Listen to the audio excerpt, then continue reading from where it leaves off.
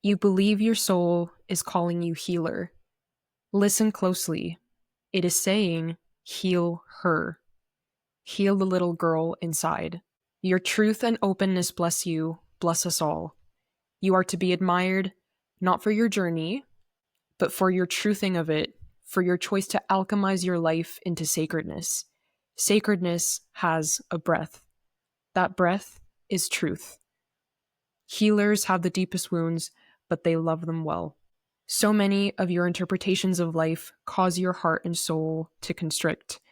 Many other translations cause them to open. This is another way of looking at healing, the exercise you do to stay dilated. Only then can goodness get through.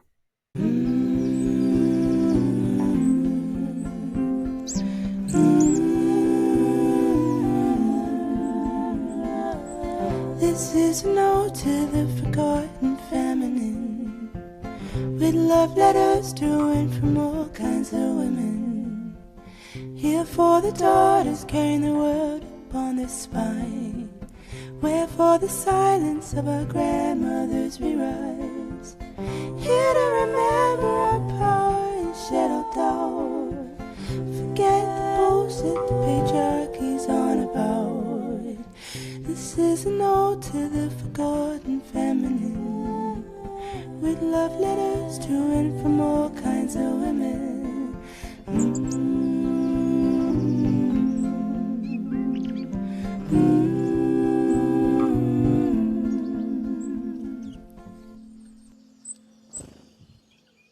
That absolutely beautiful passage was from one of my absolutely favorite books ever called Daughter, Drink This Water by Dr. Jaya John, a book of sacred love.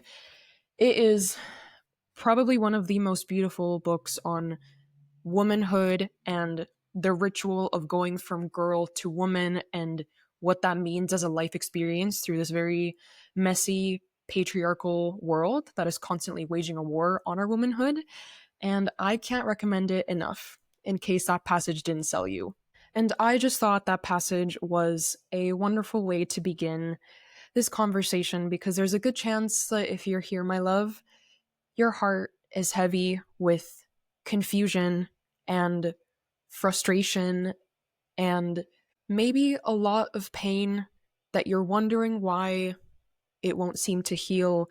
Maybe a part of you knows that you should let this person go, but there's another part of you that just continues to hold back. And whether it has been a couple of days, weeks, months, or years, I am not here to judge you because I don't really believe that all wounds heal on the timeline that we desire that they should. The moment that we put a should on healing, that creates shame, which actually stifles our power to listen to the messages that our emotions want to transmute to us about how to heal the wounds that they are emanating from. By the way, if you are new to the Letters to and From Women podcast, welcome. If you're not new, welcome back. I am your host of the show, Mariana. I'm also the founder of the Enlightened Woman, my somatic coaching practice, where I am helping women heal the imprints of their past trauma and become the master alchemizers of their emotions into purpose, art, inner truth, and confidence. And I was inspired to record this conversation for you today because just less than an hour ago, I got home from hanging out with my beautiful friend Jillian. And you know those girl hangouts that leave you feeling like you just healed the last 7 generations of your bloodline?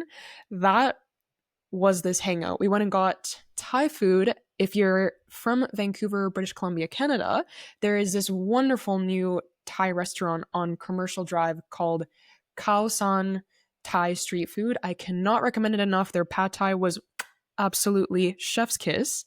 And then we went back to her apartment, and as girls do, we grabbed chocolate and sat on her bed with a box of Kleenex. And we were talking about our current relationships and the awe that we both are experiencing in those relationships about how the men that we are with are men who reflect the self-worth that our soul knows we have, but we may not always be consciously perceptible of because we are so much more focused all the time on how broken we are as women, which then led us to a conversation naturally about the relationships that took us to build that self worth, which then led to a conversation about the past breakups that took months and years to get over. And I don't even like the term get over because, as a somatic coach, one of the things and patterns that I see the most in my practice that I help women through are those deep abandonment wounds, those deep identity altering experiences that led us to stay stuck in a past experience for longer than we'd like to, totally and utterly recreating the pain for as long as we were stuck in the past. And why I don't like the term get over is because it insinuates that there is this packaging up and placing in the past, never to be touched again notion of painful events. But in reality, my goal as a coach and my goal as a host of this podcast is to facilitate conversations with tools to help you see that true healing is the ability to look back on the past without losing yourself to the past. And what I mean by that is that you can look at past events and how they impacted you and who you were and who you became as a result of the pain that you endured without kind of getting flooded or even jumping back into that time of the past. And I think that if you're here, you might have what some call Polaroid memory, where they are kind of seeing a relationship through the lens of the good times. And because of that, it's very difficult to hold the dichotomy of, well, there were such good times and this person seemed like such a good person, and yet they caused me so much pain. Part of healing and developing more resilient and stronger nervous systems is about learning to hold contradictions. And my hope is to facilitate that for you in this conversation. But I'm actually not here to talk to you about the person in mind that you have entering this conversation. I'm actually here to talk to you about you and why you might actually be at the center of what is causing you so much difficulty in letting go of a person. What I was telling my friend Jillian is that when I got out of my very first relationship ever, if you've been on the channel before, you might have heard me tell the story that I dated an aspiring professional athlete for 2 years, and it was a relationship that, in my perspective, was entirely built off of my complete and utter self-abandonment due to the very poor, completely non-existent sense of self-worth that I had at the time. And when that relationship came to a close, when I decided that I wanted to walk away, it was because I was harshly and abruptly awakened to all of the resentment that I had tucked away because I believed that being a good girlfriend meant completely and utterly sacrificing my needs, desires, and values for another person to achieve their dreams because I saw everybody else as being on a pedestal and me being below the ground, beneath them. And getting out of that relationship was a very confusing process for me because I'd left and really applied a lens of a lot of self-blame towards myself for that relationship. Like, I told myself that because I was the one that had chosen to leave, I had broken that person's heart and that made me a bad person and that I was at fault for that relationship not seeing through to the future. But it was deeply confusing because when I would share, and to this day, when I share stories of what being in that relationship was like for me, people, like, there's not one person who I haven't spoken to about that relationship who has not raised an eyebrow at that person's behaviors within it and questioned how I didn't see certain red flags earlier, or how I allowed myself to tolerate someone treating me like that for so long without seeing it. And because when I left that relationship, I was so heartbroken and wallowing so much in the guilt that I had placed on myself, it was this very interesting contrast between the lens through which I viewed the end of that relationship versus the lens that other people saw, which of the two of us actually was more responsible for that relationship coming to an end. And over time, what that started to do is I started healing out of the pain of losing that relationship, out of the grief of not having the future that we had spoken about and dreamed of together. As I worked on myself and started becoming more open with other people about the pain that I felt around that relationship, what actually arose for me was this deep, deep anger that went unresolved for a very long time towards that person. And for a long time, I felt that that anger, although it persisted for more than 2, 3 years, I thought that that anger was a very natural part of the breakup process, right? Like you realize your self worth and you're like, F you, like, I'm doing so much better than you. Look at me, I'm thriving through life. Like, you lost this hot snack right here. And although that I believe that to be true to some extent, I realized sometime later that that anger continued to perpetuate itself because I was confusing anger that I actually had for myself with betrayal from another person. And why I say that this conversation, my love, is about you is because that is the exact angle that I want to invite you to view your own situation through. I believe that if there is a part of you that feels that she is ruminating on a breakup where maybe you broke up with the person or you were broken up with, or a person cheated on you or a person ghosted you, can we agree that one of the reasons why you might continue thinking about it is because your brain is trying to find an explanation for why a person would do such a thing, which makes complete sense. Our mind is wired for survival, and one of the ways that we survived in caveman times was by ensuring that we would always belong to the pact. And when things happened in our life, such as abandonment or rejection, our brain perceived that as a threat to our survival because it meant that we might be expulsed from the clan, the tribe. When this happens with an intimate partner, if that person does something that confirms the beliefs we have about ourselves to be broken, flawed, and unworthy of belonging, that is also, in an essence, a threat to our survival because we perceive that as an example that we might not be enough to belong in this world. For example, if somebody broke up with you because they said that you weren't emotionally intelligent enough, or even they said that you weren't pretty enough, your mind perceives that to be a reflection of your worth, and it sees that as a threat to you achieving intimacy and connection in future relationships, romantic or aromantic, and that is why those cuts run so deep.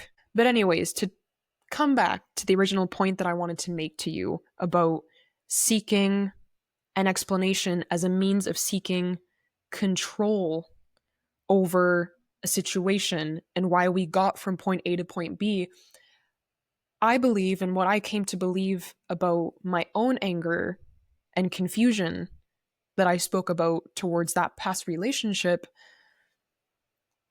I believe that that attempt at trying to explain another person's actions, that those attempts at closure, when we reach out to a person for a closure conversation or when we stalk them to see if there was somebody else after they they left us or we left them.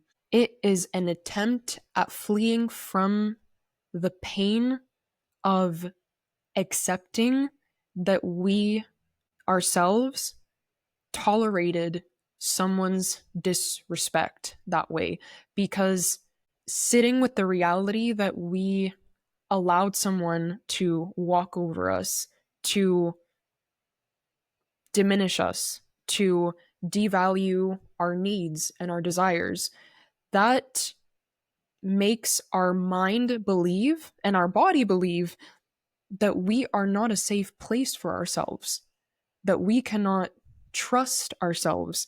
And that is a much more fearful and deeply more painful thought and threat to our survival than what that other person could have done. And I really want you to sit with that as I tell you that and just witness how it lands in your body for me to say that the person you might be in a lot of disdain towards right now might actually be you, because you've processed the pain and the imprint of what that person left behind. You've seen how their actions and their words harmed you. But in so doing, you're looking at your past self through the lens of the self-worth that you acquired from that experience, that only through going through that experience you could have gained. And I think that when we can feed ourselves an explanation such as, oh, he just had all this pain from his childhood, or he was really stressed out with his pursuits of his career, or maybe he was a clinical narcissist, or explanations that we want to assign to deeply painful actions that someone imparted on us, it not only provides a sense of comfort from the lack of answers that we may never get from that person, but it also diverts us from the pain of accepting that we tolerated behavior like that, knowing that the one person that you should have counted on to see those red flags or to stand up for yourself was you, and she didn't have you in that moment. And this conversation is not to incite shame. It's to open another door for you to get the healing that you are never going to get from that person, to get the closure that you're never going to get from that person. I remember on my own journey to healing from this relationship, that breakup was very abrupt. And when I came forth about my feelings about leaving that relationship, this person didn't fight to stay. They didn't provide solutions about how to stay together, how to work through the things that and the resentment that I was feeling. They simply accepted my thoughts and feelings and just said, if that's what you feel we need to do, then so be it. And it was so deeply scarring and confusing for me to have that mismatch between this person who claimed that they loved me so much, and yet when it came time to keep me in their life, they simply threw their hands wide open and watched me walk away. And for so long, I was so confused, and I felt that confusion turned into anger, because it was so much easier to feel anger than to have unresolved confusion. Because when you're confused, it's very easy to think that the outcome of that situation was a reflection on something you did or didn't do. But let me ask you something honestly and directly. If you sat that person down tomorrow, today, and asked them why they left you, why they walked away, why they didn't fight for you, do you actually feel that their answer would provide you comfort and closure, or do you think it would actually worsen the pain? Because, my darling, let me hold your hand as I say this to you. If your answer is that it would worsen the pain, it's because the seed of that pain is a seed of unworthiness that you are carrying and watering with your sadness within yourself. And that's okay. This isn't a conversation for talking about those seeds of unworthiness. Those will be future podcast episodes on our past trauma and the shame based conditioning that we've learned to perpetuate that self blame.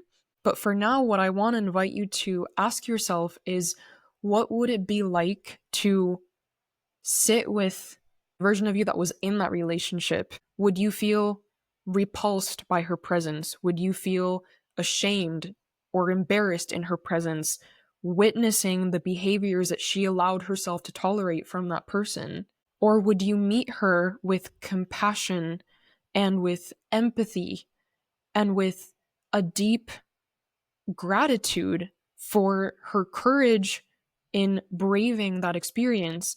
If she was the one that walked away, maybe despite every inch of her body wanting her to stay, she still chose to leave and place faith on a greater love that she just couldn't see yet. Or if she was ghosted, maybe you let that person go, or you just braved the pain of the unknown. And that is so worth recognizing. But I think that because witnessing what someone did to us really makes our ego prickle up with egocentricness, because we perceive it as a reflection of our worth, and we try to avoid that pain by throwing contempt at that person and having that like, ugh, you lost me attitude. And I think it has its time and its place. I think you should play with that shadow side of your pain, but that's a conversation for later. But are you trying harder to run from the pain and unworthiness that your ego tied to the outcome of that situation by losing yourself in explanations over a person's actions? Or are you actively trying to resolve the wounds that made you accept less than what you deserve and figure out where the seeds of those wounds are in your past? Because the other side of this too is, and in my experience, I know that this was true, maybe a part of you knew or had a hunch that the treatment that you were receiving wasn't enough. There was something that just wasn't quite right about it, but you ignored that instinct, and that can sting so horribly when we look back on how we abandon ourselves in those moments. But if that is the case for you, that is where your healing begins, is in the places where you learned to abandon your instinct, whether it was to seek love, to achieve approval, or to achieve some kind of belonging. You are giving yourself the healing that your heart is really calling out to you for by putting balm on those wounds, because you're not guaranteeing that it's not going to happen again. That's not really up to you, unfortunately. But what you're doing is you're giving your body and mind the evidence that you can see your self-worth through a more informed and a more loving set of eyes. And that lessens the likelihood of us experiencing something like that again. And really, when our heart develops a shield towards love and a avoidance towards relationship after those experiences, it's because it doesn't want the pain to happen again, right? But how we move into safety is by turning towards the seeds that we nurtured over time with false conceptions of what we deserved and how beautiful or loving we are, and plant a new seed and develop a new inner dialogue with which to water those new seeds with. That is why I chose to read you this passage at the start of this episode, because the part where Dr. Jaya John says, you might hear the word healer, but what it's really saying is heal her. That is your task in this life, my love. is to be the person who collects your tears that somebody else left behind and makes them into an ocean for yourself that you can offer up to another person to swim and play inside with you. You're not here to ditch your ocean for somebody else's. In the ideal scenario, you merge your ocean with that of somebody else's, but you have to find the wonder inside of your own ocean first to recognize the wonder, the beauty, and the vastness inside somebody else's ocean as well. Thank you so much for tuning into this episode. I hope that it touched a corner of your heart that maybe needed a hug today. If you have any questions on future episodes that you would like to see from me about healing heartbreak, healing abandonment wounds, feeling safe to listen to your body, to maybe read red flags in somebody else better, please leave them in the comments, whether you're listening on Apple or Spotify or on YouTube. If you like this episode, please make sure to give it a like, to subscribe to the channel to get more content like this. And if you would like more personalized content in a space where your healing is encouraged and uplifted by other women who are on their own journey of healing from trauma, I have a sisterhood called Belong, where we meet virtually every single month for somatic healing sessions and meditations and community chats where we learn how to take our lives back from the chains of our trauma by becoming sovereign in our bodies, our emotions, and our authentic expression first. Thank you so much for tuning into this episode, and I will see you in the next one.